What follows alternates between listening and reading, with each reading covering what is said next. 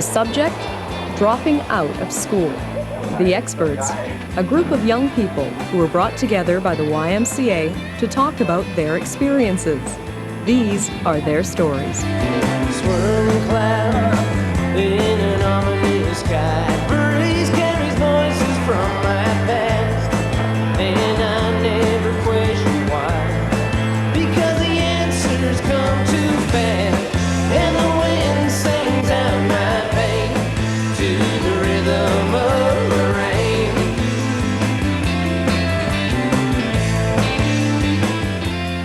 School has always scared me.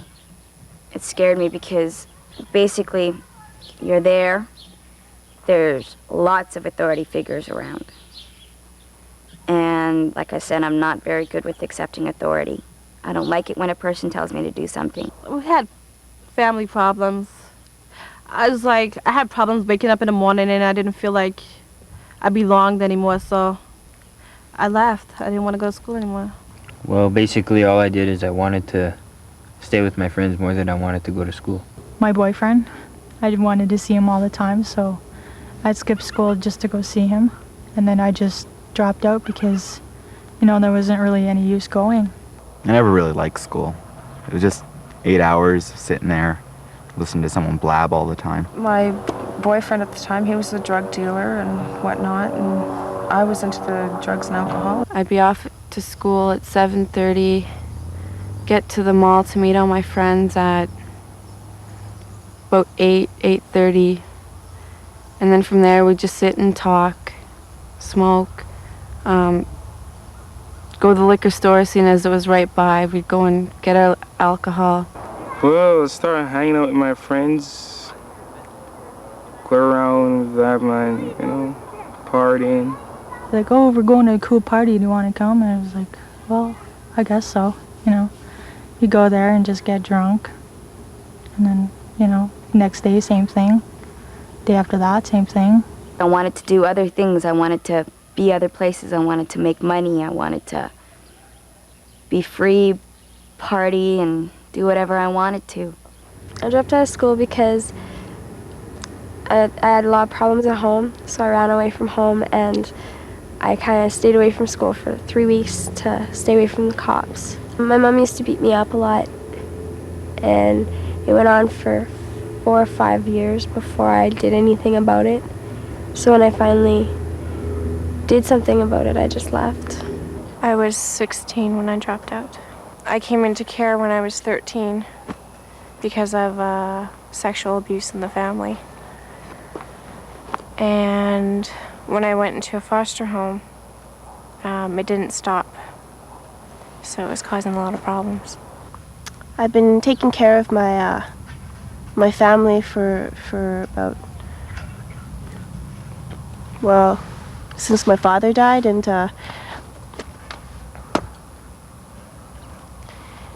when high school came and there was a lot of responsibilities, it's just, you can scan by in junior high, but once high school comes, you gotta study, and I didn't really have any time to study, so I would ditch classes, but when you ditch classes, you just put yourself in a grave, hey? So I had to kind of drop out. You don't know what I'm like inside. I'm sure there's a better business for you to mind. And school doesn't solve all your problems. You don't wake up having a bad day and then go to school and everything's fine. If there's some problem at home, you go to school with that problem inside you. You don't just wake up and school's there so everything's solved, I think a lot of times why kids tend not to go to counselors because they don't want to be identified. They don't want the counselor to see who they are. And that's why when someone asks me, especially if they don't want, their parents to find out or something like that, that's where I say, well, call the distress line. There's the kids' help phone. There's the distress line, the suicide line. There's lots of things that you can do. There's more than one place that you can go to. There's various places. You just gotta find a way to get information on them. I have a lot of regrets, and I wish that I had somebody to talk to before I dropped out, because I think I would have been a lot better off. I talked to my counselor maybe once about it, And he gave me a whole lot of options. And I just, you know, he'd talk and just go right by me. It wouldn't sink in. I had friends I could go to, but not friends that could give me really good advice. It depends which friends you're talking about.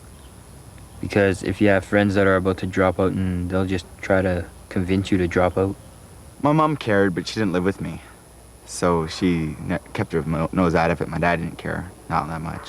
He wanted me to go, but just couldn't force me to, you know.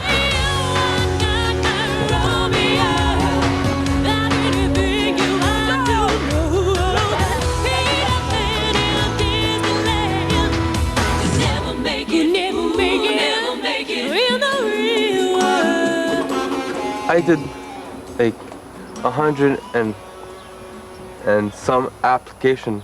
I had but 4 interviews, and I went to those interviews like treated me like. Employers are looking at, if you drop out of school, what are you going to do for work? Are you going to skip work as well? Because they look at school as a reference. Yeah.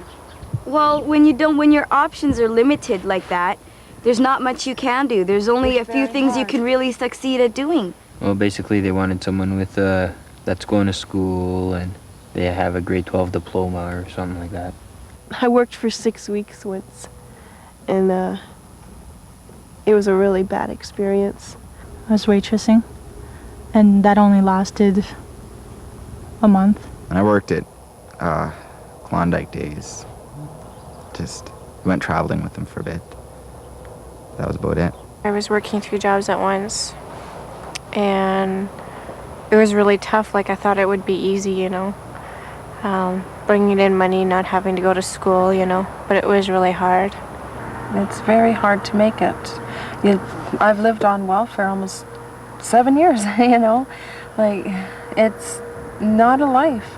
You get a check in the mail, wow, you're rich for 2 days, you pay your bills, buy your food, your rent, and you've got maybe 20 bucks to last you the month. And with that, it doesn't go very far. You know, your children, they need milk, and you want to go out, and then you're, well, maybe I won't pay this bill or that bill, and I'll just wait. And then the pressures add up because next month you're in more financial trouble. It's very hard. The experiences I had getting jobs too, I wasn't too. Just working in fast food places and things like that wasn't what I wanted to do. I wanted to try to find something that I would enjoy doing.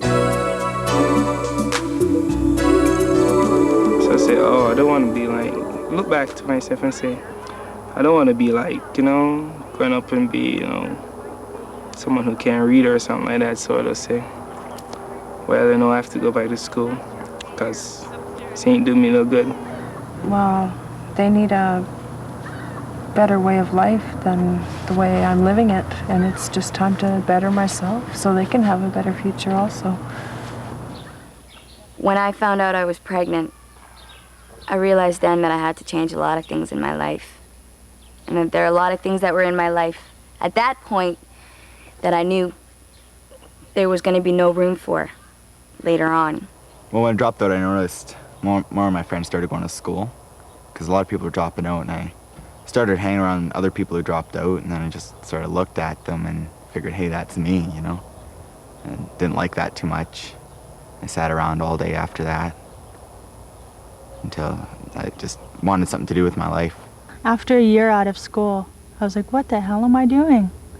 I was like, I need to go back to school. Like, it was just sinking in finally. My pregnancy is what made me go back to school, because I thought for myself anyway that if I didn't have a life for myself or I didn't have my education, then there's no way I could pass that on to my child.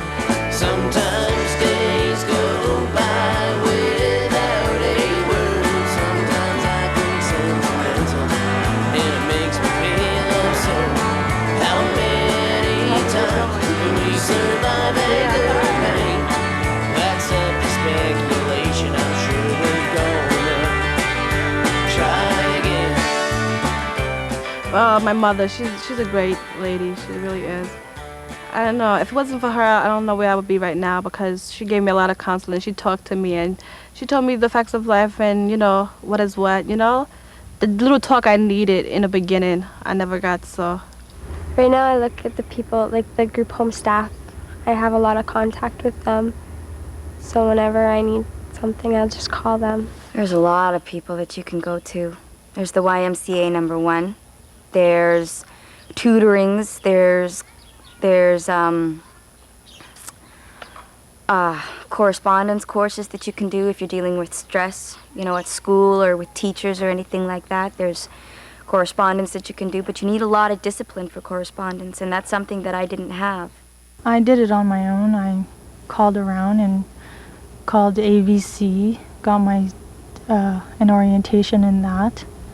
Went to see continuing education. I go to a school called Terra, and it's for pregnant or unwed mothers.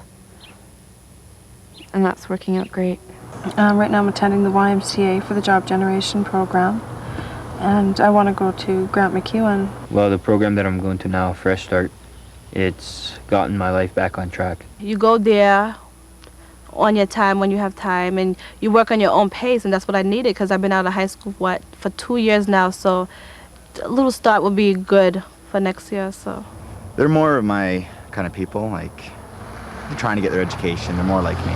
Well, these friends are pushing me to my limit on working with my schoolwork.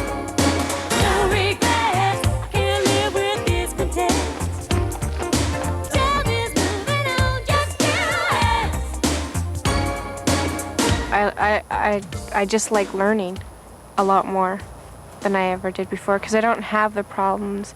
I mean, I don't have as many problems as I did when I was in the public school system. Right now, I feel like, oh, a new man, I'd say. And I'm not scared of doing anything.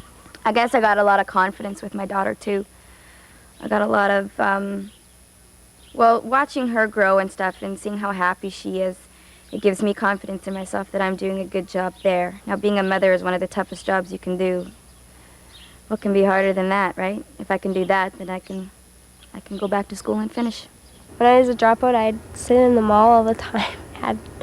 That was it. Whereas now I'm with my friends, even at school. I feel better about myself than I did before because I know what I'm doing, and I'm going back to high school in the fall. The teachers are good. They sympathize and understand what you're going through. They seem to care more because they've seen people who've dropped out and they know how much it really bites. Who's gonna win? Tell me who's gonna take pride. Won't you tell me? Maybe down for the count, but look around, there is no stipulation on time. High school is a lot easier than real life. And I wish that I could have been a little more stable so that I could enjoy all the things. But I guess if I was to do it over again, I would finish my education first.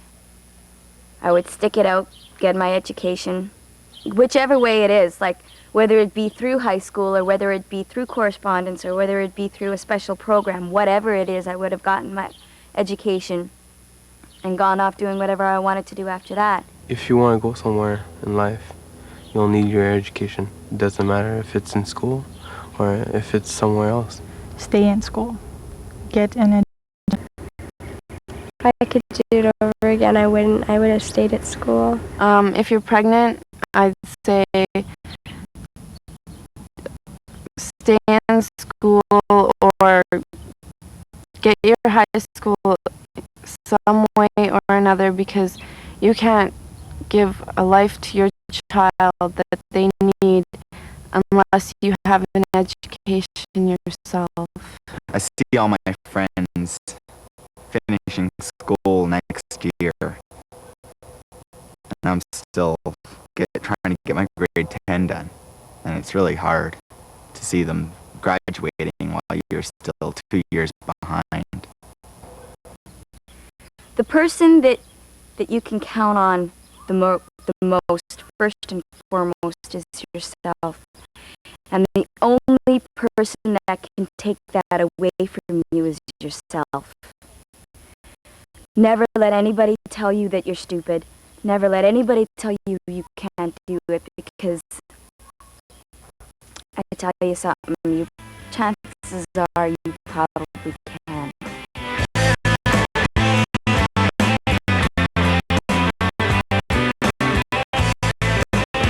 In 10 years, I probably see myself as a grand chef. I want to become a nurse. I want to own my own restaurant and bar. I'm going to be a supervisor or some higher authority in a daycare. Eventually, I want to own my own chain. I want to go into the electrical engineering field. Behind the desk working with computers. Hopefully singing professionally. I was kind of thinking about going into news broadcasting. I want to have a good job, lots of money, nice house, nice car. I want to be a photographer